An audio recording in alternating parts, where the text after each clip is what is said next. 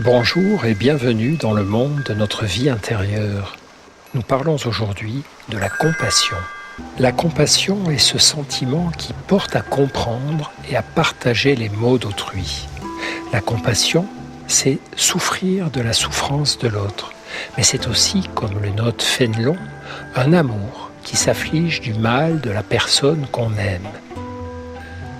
La compassion va bien au-delà de ce qu'on appelle l'empathie, la capacité à ressentir ce que ressent autrui. Car l'empathie n'entraîne pas forcément de désir ou de comportement d'aide. Parfois même, elle nous pousse à détourner les yeux ou à nous éloigner. Par exemple, dans le cas de ce qu'on nomme détresse empathique, quand la souffrance d'autrui nous fait trop souffrir.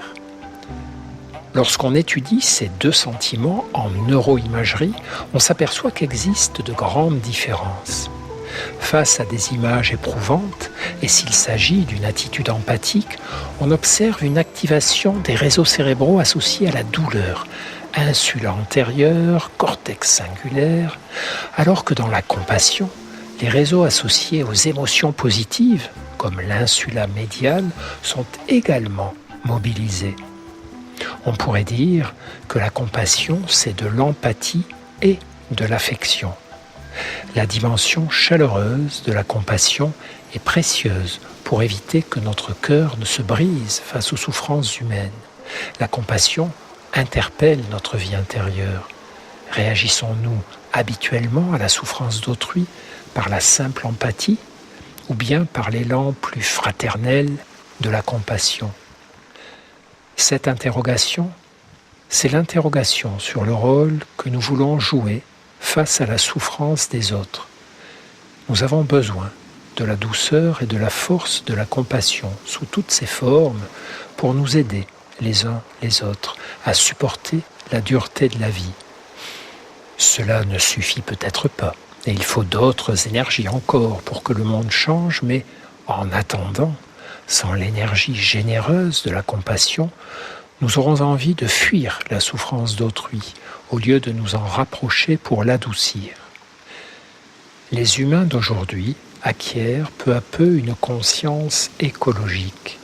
Le moindre sac plastique que nous jetons est un mal, et le moindre sac que nous ramassons, un bien. Le même argument vaut pour développer aussi une conscience compassionnelle. Nous sommes responsables de la propagation de la compassion, de la gentillesse et de la douceur par nos attitudes quotidiennes. Nous sommes, chacune et chacun, en charge du climat humain qui règne sur cette terre. Les ressentis de compassion favorisent des sociétés meilleures et plus fraternelles. Et puis, la compassion est un remède à toutes les blessures qui sont toujours au fond des blessures ou des déceptions au regard de l'amour et du lien. Tous nos chagrins sont des chagrins d'amour, avec un grand ou un petit A. Et les seuls remèdes qui vaillent sont aussi des remèdes d'amour. C'est pour cela que Thoreau, dans son journal, écrivait « Il n'y a qu'un remède à l'amour, aimer davantage ».